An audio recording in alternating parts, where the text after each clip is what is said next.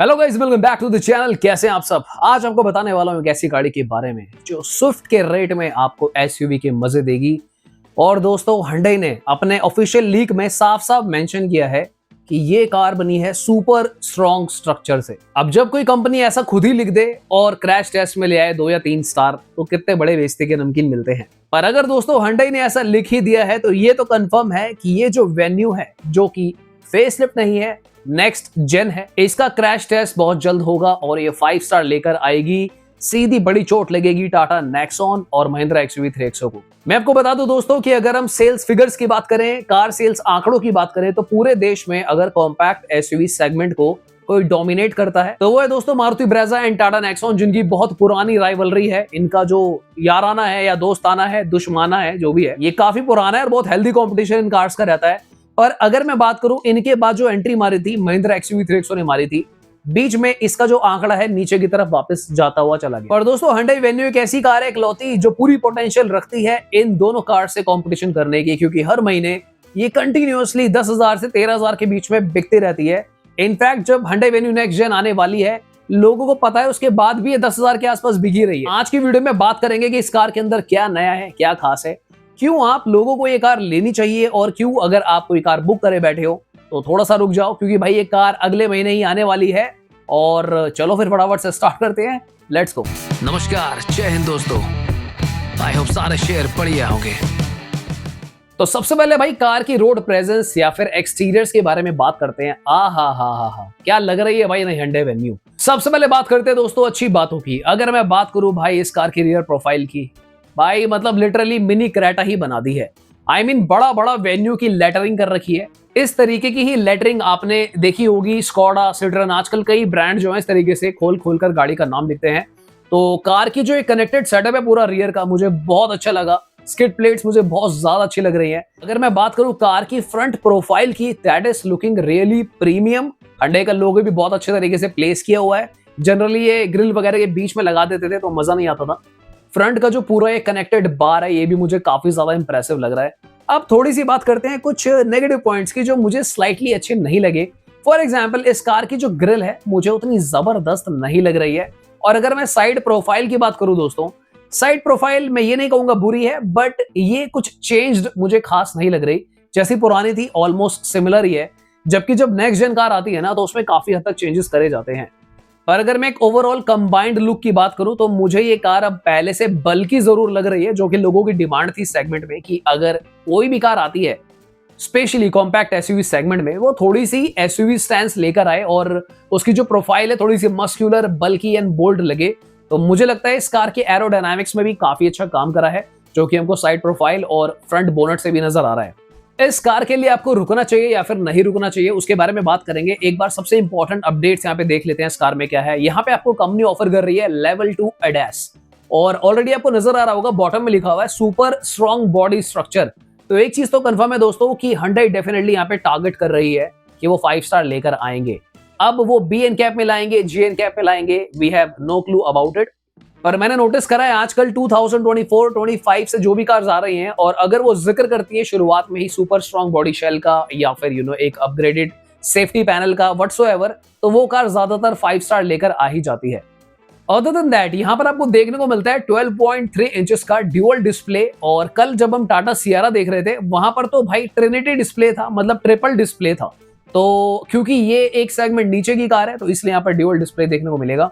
सो यानी कि आपको 2 स्क्रीन देखने को मिलेगी, जिसमें आपको डिजिटल इंस्ट्रूमेंट क्लस्टर और एक बड़ा इंफोटेनमेंट सिस्टम देखने को मिलेगा, जो कि obviously wireless Android auto, Apple CarPlay, और साथ ही में आपको OTA अपडेट्स के साथ देखने को मिलेगा, जो कि आपकी कार्स की काफी सारी डिटेल्स आपको शो कराएगा और जो आप अपनी मोबाइल ऐप के थ्रू भी देख पाएंगे। इसके अलावा अगर हम कुछ अच्छी चीजों की बात करें तो यहाँ पर आपको एक नया स्टीयरिंग व्हील देखने को मिलेगा, जो कि सच बताऊं मुझे उतना खास नहीं लग रहा। Hyundai का जो क्रेटा में जनरल स्टीयरिंग आता है वो भी काफी अच्छा लगता है मुझे। अब देखते हैं कि ये कैसा इंप्रेशन डालेगा। आप कमेंट करके जरूर बताना कि आपको यहाँ पर कौन सी चीज पॉजिटिव और नेगेटिव लग रही है। डैशबोर्ड यहाँ पर प्रीमियम बनाया गया है, यानी कि जो डैशबोर्ड का लेआउट है पुरानी वाली वेन्यू का, वो चेंज कर दिया है, जो कि काफी ज्यादा जरूरी था, क्योंकि जब भी नेक्स्ट जेन आता है तो मेजर चेंजेस होने चाहिए। 360 कैमरा आपको दिया जाएगा पैनोरामिक सनरूफ के साथ, अब Hyundai वेन्यू आपको देखने को मिलेगी। साथ ही में ड्यूअल जोन क्लाइमेट कंट्रोल आपको मिलेगा। ड्यूअल जोन आपको पता ही होगा कि फ्रंट पैसेंजर और रियर पैसेंजर अपना टेम्परेचर अलग अलग सेट कर सकते हैं। अगर हम बात करें इस कार के कुछ अदर इंपॉर्टेंट फीचर्स की, तो डेफिनेटली यहाँ पे आपको ventilated seats, TPMS, adaptive cruise control जैसे फीचर्स देखने को मिलेंगे। अगर हम बात करें सेफ्टी की, तो as standard 6 airbags, vehicle stability management, traction control, hill assist जैसे काफी सारे और भी फीचर्स बेस मॉडल से ही देखने को मिलने वाले हैं। तो क्या विचार है आपके इस कार को देखने के बाद? डू यू थिंक ये कार एक्चुअली में बीट कर पाएगी अब अपग्रेड होने के बाद टाटा नेक्सॉन, XUV 3XO और मारुति ब्रेज़ा को? क्योंकि देखो XUV 3XO को ये कार बीट कर चुकी है, क्योंकि उसकी सेल जो है अब आज की डेट में 7-8,000 पे जा चुकी है, जबकि वेन्यू जो पुरानी वाली है ओल्ड जनरेशन अभी भी 10,000 बिक रही है। तो क्या करना चाहिए आप लोगों ने? अगर कोई दूसरी कार बुक कर रखी है, for example Tata Nexon, Brezza, 3XO या फिर कोई लोअर सेगमेंट की कार Hyundai Exter, स्विफ्ट, तो क्या आपको रुकना चाहिए इस कार के लिए? उससे पहले इसके इंजन के बारे में बात करना काफी जरूरी है। देखो यहाँ पर आपको 3 इंजन ऑप्शंस देखने को मिलते हैं, जिसमें 1.2 लीटर का 4 सिलेंडर इंजन, जो कि काफी पुराना ट्राइड एंड टेस्टेड इंजन है, और यही इंजन कई सारी कार्स में ऑलरेडी आता है। इसके अलावा आपको 1 लीटर का टर्बो देखने को मिलेगा, जो कि आपको सोनेट में भी देखने को मिलता है, और 1.5 लीटर का डीजल इंजन जो क्रेटा में भी आता है। तो यहाँ पर मैं आपको बता दूं कि वेन्यू का जो टर्बो है ना, उसके लिए आपको एक्स्ट्रा पे करना पड़ता है। फॉर एग्जांपल टाटा नेक्सॉन में आपको बाय डिफॉल्ट टर्बो मिलता है, XUV 3XO में बाय डिफॉल्ट टर्बो आता है, स्कोडा काइलैक में बाय डिफॉल्ट टर्बो ही है, और Hyundai वेन्यू के केस में आपको एक्स्ट्रा प्रीमियम पे करना पड़ता है, जो कि यूजुअली 80,000 से लाख रुपए ऊपर चला जाता है। तो अगर आप ये पैसा पे करना नहीं चाहते, तो मुझे लगता है जो भी कार आपने बुक करी है उसी पे स्टिक रहो, उसको खरीद लो, क्योंकि यहाँ पर ज्यादा मजा आपको नहीं आएगा। इनफैक्ट अगर आपने मारुति ब्रेज़ा भी बुक कर रखी है, वो भी 1500 सीसी के साथ आती है, और यहाँ पर आपको 1200 सीसी मिलेगा, तो पावर की आपको काफी हद तक कमी महसूस हो सकती है। अगर हम बात करें कि आपने कोई एक्स्टर या फिर स्विफ्ट जैसी कार बुक करी हुई है, या फिर टाटा पंच टाइप गाड़ी बुक करी हुई है, उस केस में क्या करें?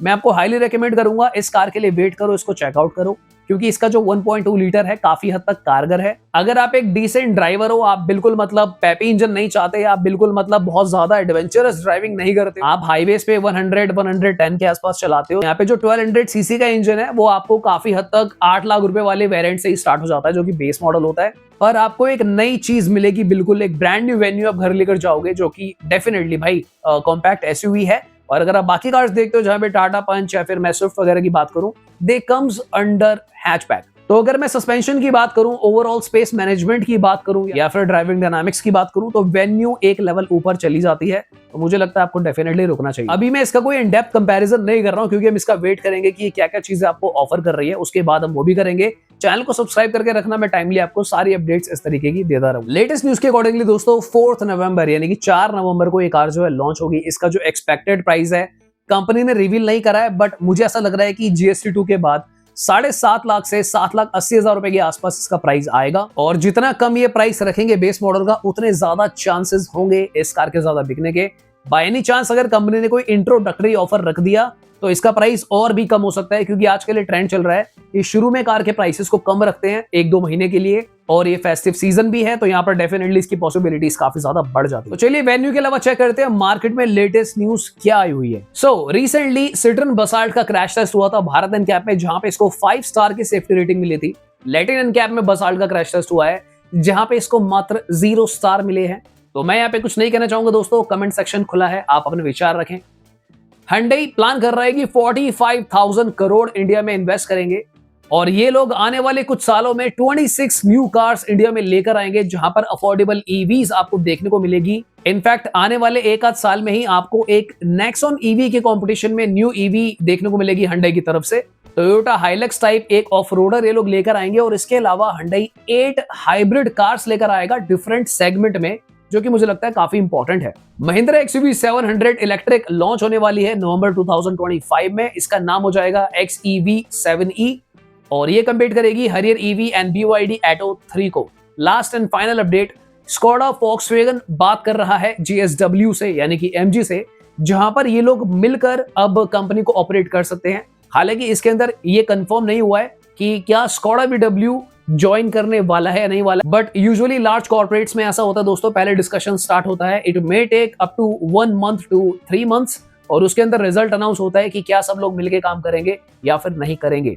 और दोस्तों मुझे लगता है ये काफी डेडली कॉम्बिनेशन हो जाएगा अगर MG VW स्कोडा मिलकर काम करते हैं। भाई साहब इमेजिन करो, MG ऑलरेडी काफी अच्छा ब्रांड है, काफी प्रीमियम ब्रांड है, और साथ ही में VW अपनी भाई जर्मन इंजीनियरिंग जो ले आएगा, शेज रिपब्लिक की डिजाइन लैंग्वेज आ सकती है। आई मीन मजा ही आ जाएगा। अगर ये वीडियो आपको अच्छी लगी हो तो दोस्तों लाइक तो दबा ही देना और चैनल को सब्सक्राइब भी कर लेना। हम लोग इस तरीके की वीडियोस डालते रहते हैं। तो मिलते हैं दोबारा किसी और दिन। Bye bye, take care.